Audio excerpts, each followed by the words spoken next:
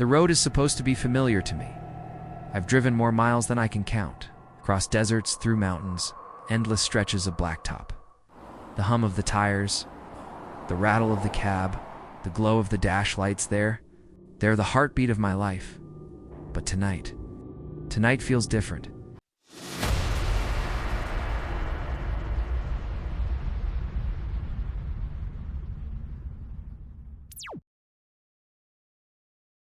It started when my dispatcher told me to take a new route. By the time I rolled onto it, the clock read past midnight. The world outside was swallowed in darkness. No other headlights, no taillights, just me and the long, empty highway. At first, it seemed like any other stretch of asphalt. But the deeper I went, the stranger it felt. And the silence. God, the silence. That's when I saw the first sign. I frowned. I'd already been driving for over an hour. Mile 0. It didn't make sense. My headlights caught another sign a few minutes later. Mile 0. Same words. Same weathered look. My stomach nodded. I checked my odometer. 10 miles, 15, 20. And yet every few minutes, another sign appeared, welcoming me back to mile 0. My GPS still showed that blue line stretching ahead, like everything was fine. But the map was wrong. The little arrow showing my truck wasn't moving forward, just pulsed in the same spot, over and over again. Then came the hitchhiker.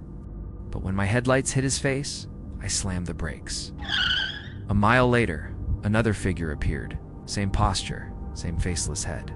Then another. Soon, both sides of the highway were lined with them. Dozens of faceless hitchhikers standing still, all facing me as I roared past. I don't remember screaming, but my throat was raw. I don't remember crying, but my cheeks were wet. Finally, the road bent, curving into blackness. I prayed for an exit, a ramp, a town anything. And then I saw a sign, not rusted this time, fresh white paint glowing in my high beams. It read, Mile 0, driver, my name. Welcome back. I slammed the brakes. My truck skidded sideways. My hands froze on the wheel.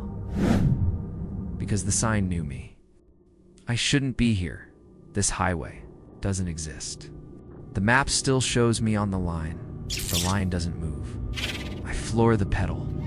I should be flying down this road, but the signs keep coming back. The hitchhikers keep watching. I don't think I'll ever find my way off.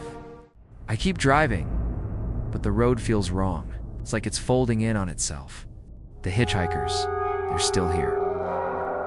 But now they're closer. I looked in the mirror, and I saw myself standing on the side of the road. Maybe I never left mile 0. Maybe I never left at all. Maybe this is it, mile 0, forever. If there's a way off this road, I'll never find it. I've been driving trucks for over 15 years, and there's one story I don't like to tell. But every trucker who's driven through the stretch of Highway 94 at night has heard about it. The black sedan. Then, out of nowhere, a pair of bright beams appear in your mirror. A pitch black sedan, no plates, windows tinted too dark to see inside. I pulled into the shoulder to let it pass, but it didn't. The headlights blinked out like someone flipped a switch, and the road was empty again. I thought maybe I was overtired, but 20 miles later, the same lights appeared, closer this time, too close. My cab filled with blinding white. My radio hissed with static. I swear I heard whispering voices inside the cab, even though I was alone. When I reached the next truck stop, I staggered out, shaking. You saw it, didn't you? I asked him what he meant.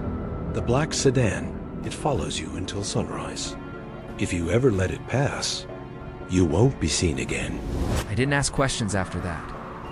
But every time I drive that highway at night, I check my mirrors praying I don't see those headlights.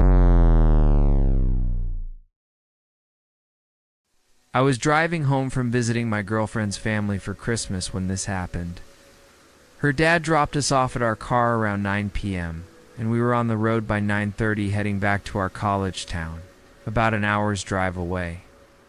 The roads were empty, and the weather was clear. It was perfect for a late-night drive, so we turned up the radio and started singing along to our favorite Christmas songs. About 45 minutes into the drive, the GPS said that we were just 2 miles away from our exit. 2 more miles? I said to Ashley, who was in the passenger seat sound asleep with her head resting against the window. She mumbled something and then rolled over to face me. "You almost there?" she asked groggily. "I had just 2 more miles," I replied, smiling. Suddenly, the radio cut out and the digital clock on the dashboard flickered and died, plunging the interior of the car into darkness.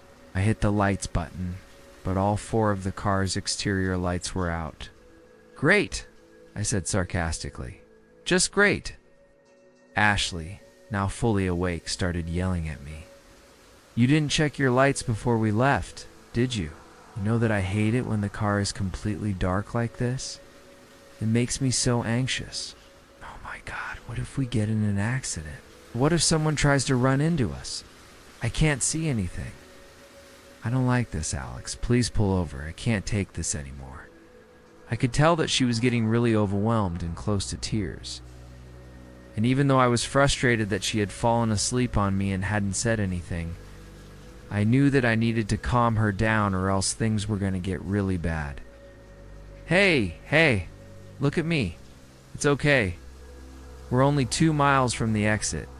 Let us just focus on the road and make sure that we stay in our lane and we'll be fine." She took a deep breath, closed her eyes, and nodded slowly. "Okay," she whispered. "You're right." Just a little bit further, I reached over and grabbed her hand and started massaging her fingers as I focused on the road ahead of me. I knew that she would fall back asleep soon enough. But for the moment, I could feel her relaxing in my arms and the tension leaving her body. I felt bad for yelling at her. I should have woken her up sooner. But I was enjoying the peace and quiet and singing along to the music. And I had hoped that she would just sleep through the car ride and then wake up feeling refreshed. But instead, I ended up driving another 20 minutes in near total darkness except for the faint glow of the moon shining through the trees on either side of us. Then suddenly, the trees on both sides of the road seemed to close in around us. Before I had time to react, I had entered a tunnel formed by the thick, dark branches that extended across the entire roadway. The air inside the tunnel was still and heavy, and I could hear a loud thump coming from inside the trunk of the car. I slammed on the brakes and turned on the emergency flashers. What was that? Ashley screamed. I didn't respond. I was staring at the rearview mirror, watching the trunk slowly rise up and out of the car. I couldn't believe my eyes.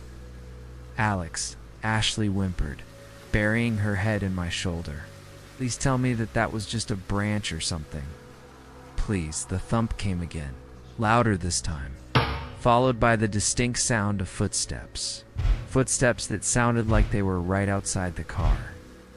I rolled down the window slightly and listened intently. All I could hear was the pounding of my own heart. But then the footsteps came again, right outside the driver's side window. I turned my head and saw a pair of glowing eyes peering in at me. They were yellow like a cat's eyes, except much larger and more intense. The creature cocked its head to the side and let out a low growl. Then it was gone.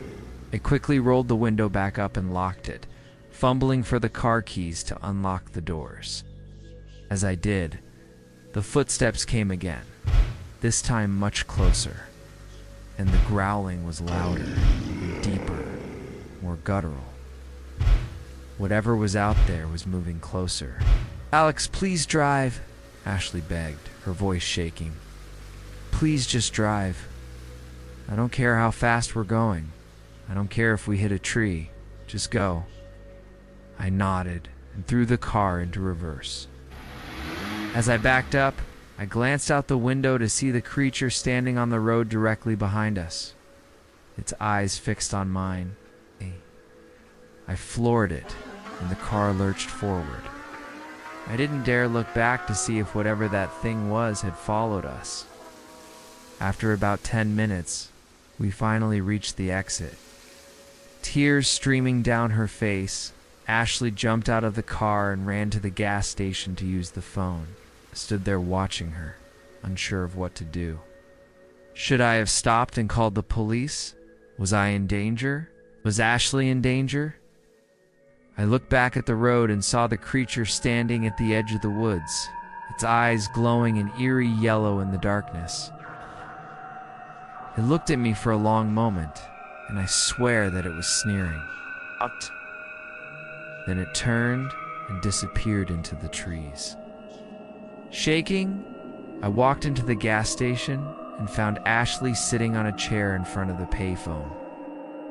She was crying, and the phone was still pressed to her ear. Hello? Yeah, I need to report a car accident. No, not really an accident. It's more like a hit and run. Yeah, no one was hurt. Well, I don't even know where to start. All I can remember is that we were driving down this road, and then suddenly these glowing yellow eyes appeared in the darkness. And then this animal, I don't know what it was, it ran in front of the car, and then it just kept staring at us and growling. And then I told Alex to drive, and we got out of there. But I think that I might have hit it, because when I looked in the rearview mirror, I saw it lying on the ground. But by the time that I looked away and then back again, it was gone. And then the thumping started. Oh God, I think that I might be losing my mind. I approached cautiously and sat down on the chair next to her. Hey, you okay? I asked softly. She turned to me, her eyes wide and filled with fear. Alex, she whispered, you saw it too, right? You saw the eyes, didn't you? I hesitated for a moment, torn between wanting to comfort her and wanting to protect myself. Yeah, I saw the eyes, I finally admitted. We need to get out of here, she said urgently.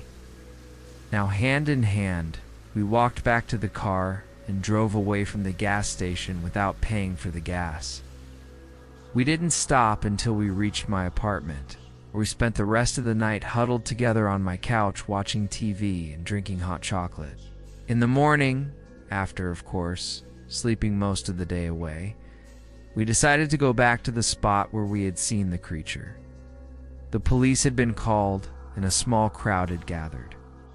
An officer approached us as we got closer and asked if we had seen anything unusual the night before. We told him everything, including about the glowing eyes and the growling.